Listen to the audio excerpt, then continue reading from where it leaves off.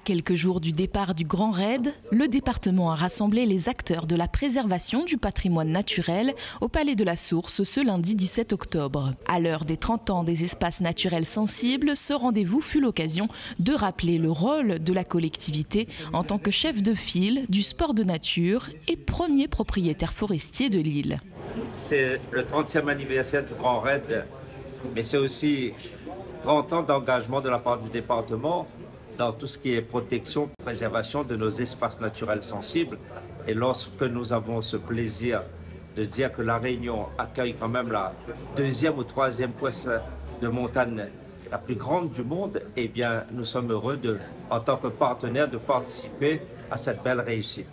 Je voudrais laisser la parole à ma vice-présidente déléguée, à notamment l'environnement, et à aussi notre conseiller départemental qui est très engagé dans tout ce qui est sport, nature.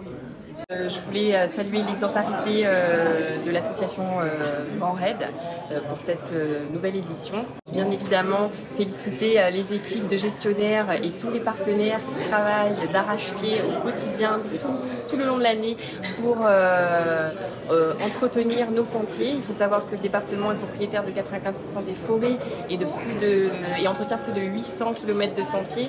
Donc bien évidemment, on est un acteur privilégié et nous sommes ravis aujourd'hui de fêter ce 30e anniversaire des espaces naturels sensibles au même moment que celui du Grand Raid.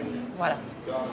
Alors, le département donc, qui est chef de file en termes de sport de nature, on ne peut pas pratiquer sans penser à conserver et à entretenir et valoriser donc, nos espaces pour faire de cette fête et de cette aventure vraiment un exemple pour toutes les autres pratiques de sport de nature dans notre île afin que on n'ait pas cette image de je pratique, je consomme et je jette.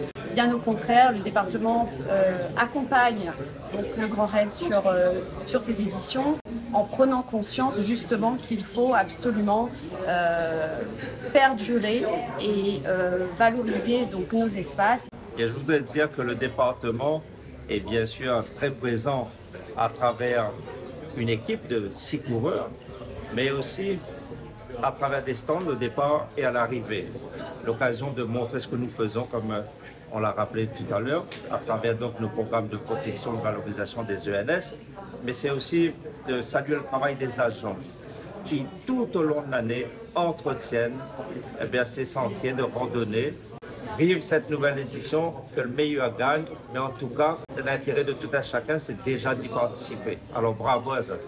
Parmi les 6500 coureurs inscrits, 6 agents du département prendront le départ de la course. Comme il dit, c'était un défi que mettre cours sur les routes. Après, la personne a dit à moi, essaye un coup la montagne. Elle a commencé au mois de février, là, cette année. Et là, depuis le mois de février jusqu'à aujourd'hui, j'étais en montagne, préparé.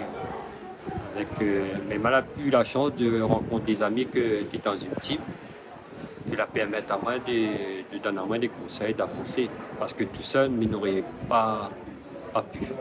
Très stressé parce que le stress ne m'a pas appris à gérer. Il est vrai que nous avons fait des courses, nous avons fait l'alimentation, mais le stress ne m'a pas appris. Comme c'est mon premier et que les votes autour de moi, il y en a beaucoup d'attentes dessus.